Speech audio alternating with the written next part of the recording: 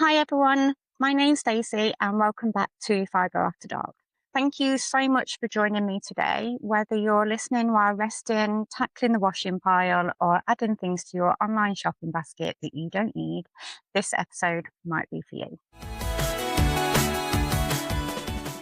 So before we get into today's episode, I just want to say a massive thank you for the huge support this week. My last episode on YouTube hit 1.5 thousand views, which is genuinely just incredible. So thank you so much for every single person who watched the video, liked it and subscribed. So today we're talking about emotional spending and chronic illness. Now, before we start, I just want to say there is absolutely no judgment in this episode at all, because if you're anything like me, there is a good chance you've convinced yourself at some point that a random purchase was about to completely change your life. And honestly, I think this is something so many people living with chronic illness experience, but so few of us actually talk about it. So what is emotional spending? So for me, emotional spending isn't necessarily about being reckless with money, although I do definitely need to be kept accountable on that side. It's often about trying to make ourselves feel better, trying to find comfort, trying to create excitement, and trying to gain a sense of control. And when you're living with a chronic illness, there can be a lot of emotions that need somewhere to go. You know, you can feel lonely, you can feel frustrated, bored, like anxious, sad, fear. Like, honestly, you know, sometimes those emotions just end up in an online shopping basket. So chronic illness can be boring. And I know that's strange to say because chronic illness is difficult. You know, it's exhausting, it's painful, but it is also boring. You know, there's only so many hours you can spend resting or pacing yourself, watching television, scrolling social media before you start craving something new, something exciting and something to look forward to. And that's where shopping can creep in without you even realizing it. And I think what we're often buying isn't actually the item, but we're buying the anticipation, the excitement and that little dopamine hit when we click place order and the feeling of having something to look forward to, because let's be honest, sometimes waiting for a parcel feels more exciting than waiting for a doctor's appointment. And I don't know about you guys, but my postman is really nice and he's so chatty, he's so cheerful. So even having that little bit of interaction with somebody when you've been stuck in the house for so long can really help. How many times have you bought something and genuinely believe this is a thing, this is a product that's finally going to fix everything, this is going to change my life? Because I know we've all done it.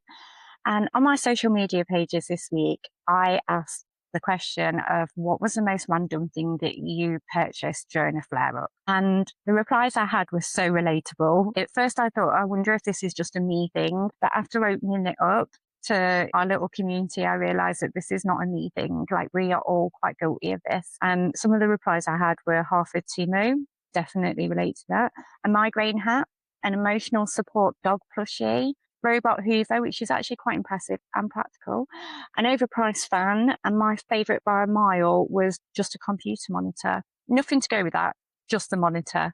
I loved it. It just says it all. And the miracle purchase, sometimes, you know, it can be a supplement, because how many ads do you guys get on social media? I get them all the time. Like these reels, this wonder vitamin that's going to take away all your aches and pains. It cures fibromyalgia. It could be a gadget. It could be a special pillow, a pain relief product, planner, a journal. There are just so many things. You know, in this heat wave, I've got a cooling blanket. In the winter, I have a heated blanket. How many new hobbies have you tried? Because I feel like I've tried so many random hobbies and just random things that you find at 2 a.m. because you can't sleep. Even today, I had a delivery of marine strength collagen, like ready to drink sachets to go with the collagen powder that I already have. And yet never used. So yeah, it is definitely a work in progress. And I think what's interesting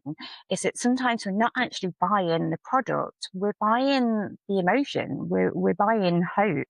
Especially with these yoga courses that solve everything, journals that change your life, we're buying that hope that maybe this is the product that will make my life easier, or maybe this is the thing that will make me feel better. And just that hope that maybe things won't always feel so difficult, even if it's a candle that just makes you feel like you're at the seaside. And then the parcel arrives, and for a little while it feels exciting. I open it, I try it, or I smell it, I light it, I eat it, whatever it is, I enjoy it.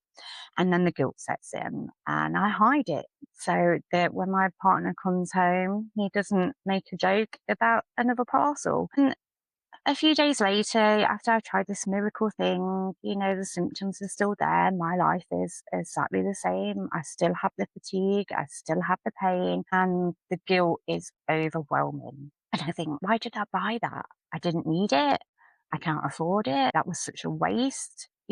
When am I ever going to wear it? The amount of times that I bought clothes that are simply not my style because I wanted to be like the woman in the advert. I wanted to look like her.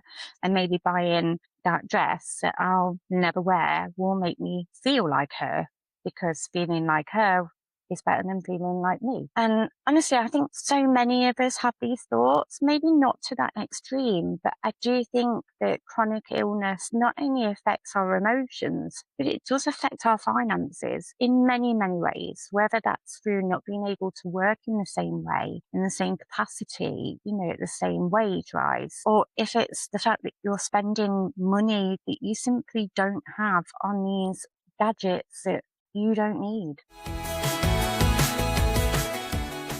I think emotional spending can feel particularly difficult when you're dealing with a reduced income. Many people with chronic illness have to reduce their work, leave their careers, rely on benefits, adapt financially. It's something that we never ever expected to have to do. And especially if you're diagnosed later on in life where you've already got your expenses, you're already living up to the income that you once had. You've got your mortgage or your rent, you've got your phone on contract, you've got your subscriptions, you've got your lifestyle. And that makes it even harder because when you're making these spending mistakes, it can feel so much bigger emotionally. And I think that's why it's important to approach this topic with compassion rather with shame. So things that have helped me and continue to help me, because this is definitely an ongoing journey. So things that have helped me become more aware of my emotional spending is the obvious one. Ask yourself,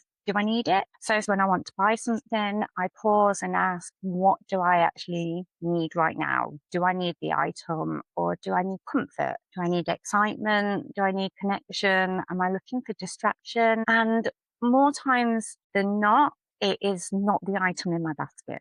Another thing, I leave things in the basket. Leaving things in my online basket for 24 hours, because let's be honest, if I still desperately want it tomorrow and I still think this product's the best thing I've ever stumbled across, then maybe it is worth considering. But if I've forgotten it exists by the morning and I don't even remember what I was looking at or why I wanted it so badly, then that speaks its own volumes.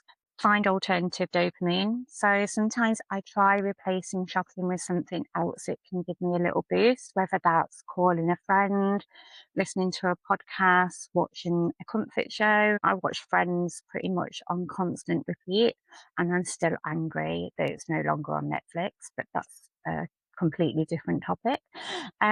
Doing a craft. Yeah, I don't know about you guys, but I've started so many crafts. I'm not even crafty, but so far since I've been diagnosed, I'm in double digits now on how many crafts I've started.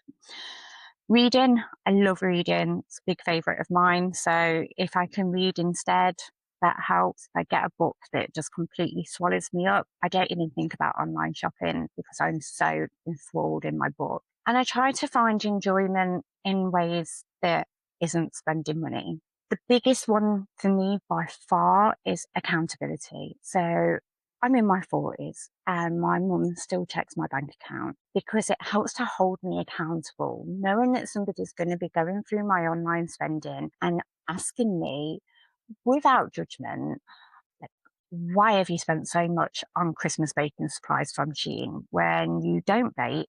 And I didn't receive anything that was baked from you for Christmas. So I do think that accountability for me is a big one. It's knowing that, hold on a second, I'm going to have to justify this at the end of the month when I hand over my bank statements to my mum. And that isn't a control thing by my mother. That's something that I ask her to do. I ask my mum to do that every month, to hold me accountable, because it gives me that second thought in my head when the statement comes through. Can I justify to mum why I've spent this money? I keep to a budget. I love spreadsheets. I'm a big spreadsheet nerd. Problem with that is that, again, if I don't have the accountability as somebody else looking at that spreadsheet, then I can just get creative with my own numbers and just make it look like not only do I need this necessary purchase, but it is also completely affordable as well. Another thing that has really helped me coming to terms with emotional spending is just talking about it and not treating it like a dirty secret, you know, not hiding the parcels, being open about what it is. And emotional spending is a problem for me. It is the dopamine hit, it is that loneliness, it is that, everything about it. It's the scrolling, it's the finding a perfect purchase, and I honestly can't tell you how many perfect purchases I have purchased. It's massive work in progress. And I think that ultimately you need to remind yourself that you are human. You're navigating something really difficult. When we were diagnosed with our chronic illnesses, we wasn't given a handbook this is going to outline how you're going to cope with your chronic illness on those really dark days. And sometimes coping mechanisms aren't perfect either, but the goal isn't being perfect. The goal is being aware of what you're doing and being aware of what it is and calling it for what it is. It's emotional spending because you're having a really, really hard day. As always, I would absolutely love to hear from you. I've had some amazing replies this week already, but I feel like there are so many more out there. Please do get in touch because I really, really want to know how you're feeling about this episode. I want to know if it's resonated with you. Is this something that you struggle with as well? And if it is, what's the one purchase that you thought would completely change your life? And do you think that you spend more when you're feeling low, when you're in a flare up? And what are your biggest emotional spending weaknesses? So for me, it's makeup and candles and all things candle related. So even, for example, I just get this. I bought this little matchstick holder. It comes with a little matchstick. Why? Why did I buy this? It was really expensive, ridiculously expensive. Why? And then not only did I buy the matchstick holder, but then I had to buy the matches to go in it. Why? So yeah, what's your weakness? Because I really, really want to open this up and just make us talk about it. Let's bring it into the light. Let's bring it into our conversations instead of hiding and feeling guilty about the emotional spending aspect of our chronic illnesses. Let's talk about it because I've not seen anything where this has been talked about before, and that keeps it in that sort of shameful place and it keeps it in the shadows. So please write in and email me at fibroafterdark@hotmail.com. Get in touch on my social media pages, comment below. I really, really would love to hear from you on this topic. And don't forget, if you do have any questions, stories, topic suggestions for future episodes, or anything that you would like to cover, to ask, please, please, please do get in touch because I love hearing from you and building this community together. Again, thank you so much for spending this time with me today.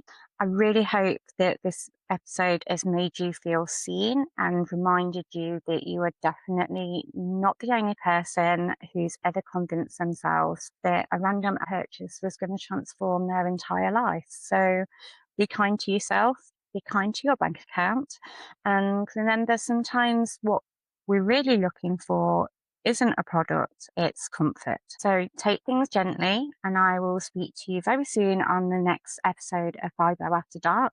Please do hit subscribe, hit like, follow me on social media. Honestly, it means the world to me and it makes such a massive difference. So take care and we'll speak soon.